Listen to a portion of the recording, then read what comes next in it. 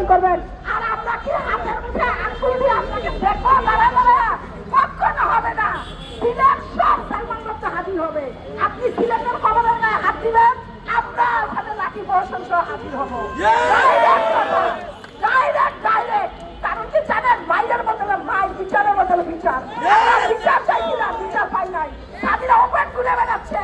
রন কি বলতেছে? সে বগুড়াবাসীর কাছে বিচার দিতেছে। কি বলছে? বলে কি বগুড়াবাসী দেখেন, আমি 29 বছরে পলাই নাই। আরে বেকার রনের বাচ্চা 10 দিন খুন করে ঢাকায় আসছিস। তুই তো বগুড়ায় খুন করে সালমান শাহর কাছে আইসা আশ্রয় নিয়েছিস, আশ্রয়। আজকে মিডিয়াতে দাঁড়ায় বড় বড় কথা বলিস, গান এখানে বসে বসে বলিস আমি তো খুন করি নাই, পলাই বেড়াই নাই। তুই পলাই না বেড়াইলে তুই তো সালমান শাহ বন্ধু হিসেবে এখনো আমাদের কাছে আসতে পারতিস। যে বিচারটা কি হচ্ছে, বিচারটা কেন হচ্ছে না, এই বিচারটা কেন এরকম ঘুরাচ্ছে?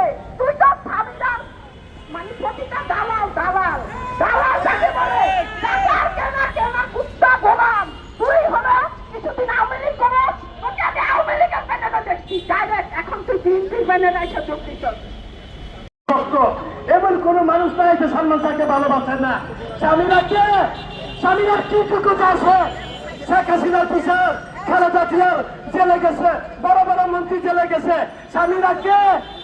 আমাদের গায়ে আঙ্গুলের যোগ্যতা স্বামীরা রাখে না। সালমান শাহ হচ্ছে বাংলাদেশের ঘরে ঘরে সালমান শাহ ভক্ত। আমি পঞ্চগড় থেকে আসছি, আমি রিক্সা দিয়া নামছি। রিক্সাওয়ালা আমাকে বলে সালমান শাহ লাগে আমার মায়া লাগে, ছেলে তো অনেক ভালো একটা ছেলে, এই ছেলেটার বিচার কেন হয় না? একটা রিক্সাওয়ালা মারা গেলে বিচার হয়, একটা দুধের বাচ্চার বিচার হয়। বাংলাদেশের জায়গায় এত দামি একটা হিরো, যার আশেপাশে কোনো হিরো নাই, এই ছেলেটার বিচার হয় না, এই হিরোর বিচার হয় না। আর আমার এখানে যারা সাংবাদিক, আমার এই কথা মন দিয়ে শুনেন, এটা আপনাদের জন্য লজ্জা। পুরা আজকাল যত নায়ক নায়িকা তারা সালমান শাহর পাশে দাঁড়িয়ে আছেন না, এটা আপনাদের জন্য লজ্জা।